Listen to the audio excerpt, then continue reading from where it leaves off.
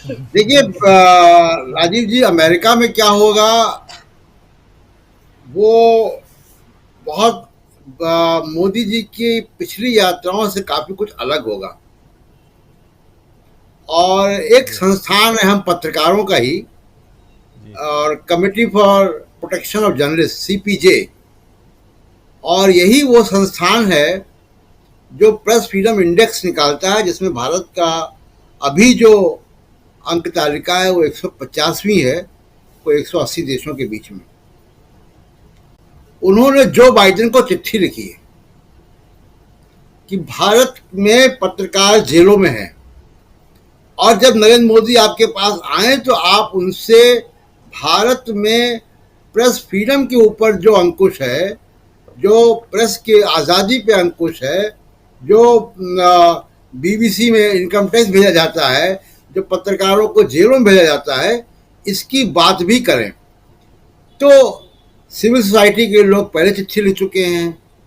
तो रोज वहां से कुछ ना कुछ आ रहा है अमेरिका से, जो इसमें जिससे लग रहा है कि मोदी जी की ये यात्रा काफी रोचक होने वाली है। दूसरी बात कि देखिए, अभी विजय शंकर जी बात कर रहे थे आरएसएस की, कि कभी जन आंदोलन नहीं किया। उसमें थोड़ा सा एक ऐड कर दूं केवल, कि इनके दो हाथी के दांत भी दिखाने के, एक भारतीय किसान संघ, एक भारतीय मजदूर संघ।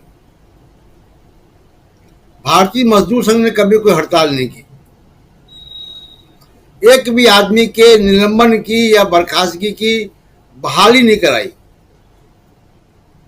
और भारतीय किसान संघ ने इतने बड़े किसान आंदोलन में भाग नहीं लिया जो हुआ ऐतिहासिक, और कभी 1 रुपया भी एमएसपी बढ़वाने में कामयाबी हासिल नहीं की।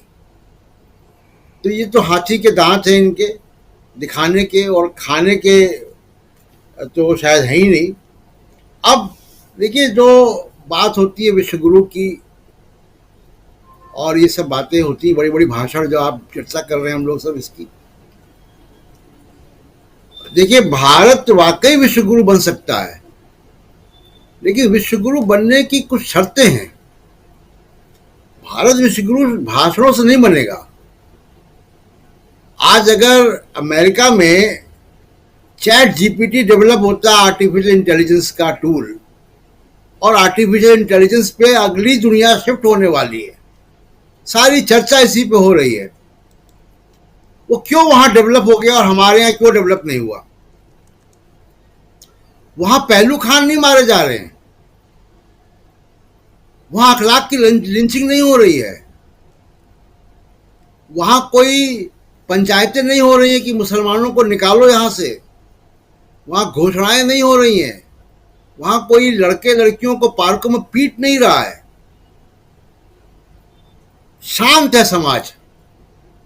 आपको इनोवेशन करने के लिए समाज का जो तापमान है उसको कम करना पड़ेगा, शांत करना पड़ेगा। ये रोज हेडलाइन बनाने का जो सिलसिला है, उससे समाज में बिना मतलब विवाद पैदा होते हैं, और जब विवाद पैदा होते हैं तो दिमाग इनोवेशन में नहीं लगता है।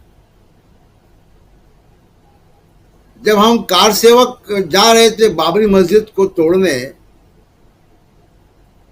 दूसरे देशों में गूगल पे काम हो रहा था, वहां पे काम हो रहा था कि अगला सोशल मीडिया क्या हो।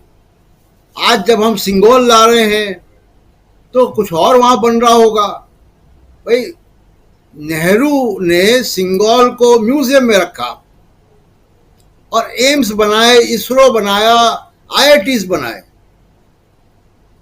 आप म्यूजियम से सिंगोल को उखाड़ के लेकर आ रहे हैं यहाँ पे अपने सराहने रखने के लिए। तो विश्वगुरु ऐसे बनेगा कि पहले आप समाज को शांत करें। और मेरा मानना है राजीव जी कि पिछले कुछ वर्षों में, कुछ दशकों में भारतीय समाज में और सिस्टम में शिथिलता आ गई थी। एक जिसको कहते हैं कि स्टैटिक हो गया, जड़त्व आ गया, आगे नहीं बढ़ रहा। और देश मोदी जी का ऋणी होगा, क्योंकि जब ये जाएंगे तो देश के सामने बहुत बड़ा एजेंडा छोड़कर जाएंगे कि अगले 10 साल क्या क्या सुधारना है। बहुत बड़ी जरूरत पुलिस रिफॉर्म्स की इन्होंने पैदा कर दी। जरूरत थी, लेकिन उन्होंने बिल्कुल आंखों के सामने खड़ा कर दिया कि पुलिस रिफॉर्म्स क्यों जरूरी है, जिसकी चर्चा अभी विजय शंकर जी कर रहे थे। अब डेमोक्रेटिक रिफॉर्म्स क्या होने चाहिए, पार्लियामेंट कैसे चले, इंस्टीट्यूशंस कैसे हो, चुनाव आयोग कैसा हो, मीडिया की फ्रीडम क्या हो, क्या कानून बने, क्या चेक्स एंड बैलेंसेस हो। हमारी डेमोक्रेसी को नेक्स्ट लेवल ले जाने का एजेंडा मोदी जी देकर जाएंगे। ये बड़ा कंट्रीब्यूशन है उनका, वरना ये पॉलिटिकल पार्टियां सोचती नहीं, एक सरकार आती, दूसरी चली जाती, दूसरी चली जाती, तीसरी आ जाती, और देश चलता रहता कोई 7% 8% के ग्रोथ रेट पे। तो हमारे देश में जब हम चाइना की पॉपुलेशन से आगे जा रहे हैं, तो अब देश की ज़रूरत है इनोवेशंस की, और देश की ज़रूरत है नए नए प्रयोग करने की। ये नए प्रयोग, इनोवेशंस कब होंगे? हम लोग अपने कॉलेज में लाइब्रेरी में बैठते थे जाके, आज के युवा भी लाइब्रेरीज में बैठते होंगे नोट्स बनाने, तो लाइब्रेरीज में आवाजें नहीं होती हैं, शांति होती है। बिल्कुल।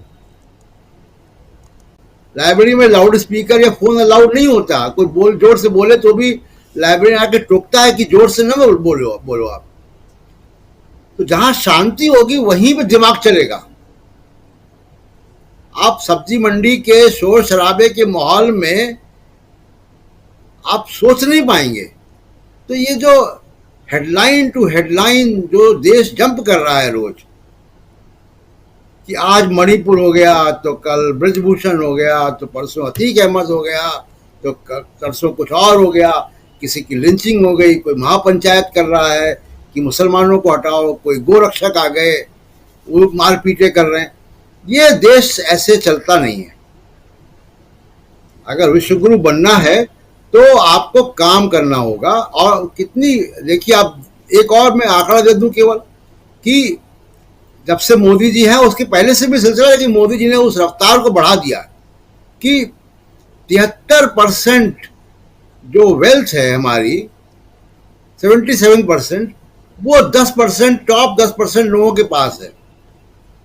और 2017 से 1% लोग ही हैं जिनकी की आमदनी बढ़ी है। तो इतना बड़ा गैप है अमीरी और गरीबी में। जितना एक सीईओ को तनख्वाह मिलती किसी कॉरपोरेट हाउस में, भारत की बात कर रहा हूं, अमेरिका की बात नहीं कर रहा हूं राजीव जी, किसी भी कॉरपोरेट हाउस में जो सीईओ की तनख्वाह है, अगर जो डेली वेजेस हैं, डेली वेजेस वाला अगर 940 साल काम करेगा तब उतना कमा पाएगा। 940 ईयर्स, ये स्टडी है ऑक्सफैम की। तो इतना बड़ा गैप अगर आप छोड़कर जाएंगे तो वो तो इनोवेशन से ही भरेगा। इसलिए जरूरत है राहुल गांधी जैसे पॉलिटिशियंस की, जो ठहराव के साथ आराम से देश को आगे ले जाएं। और मोदी जी, जाहिर सी बात है कि जो उन्होंने काम किया है वो बड़ा कंट्रीब्यूशन है, कि देश के सामने सुधारों का एक बड़ा एजेंडा लेकर आएंगे अगली सरकारों के लिए, कि क्या क्या नहीं करना है। राजीव जी।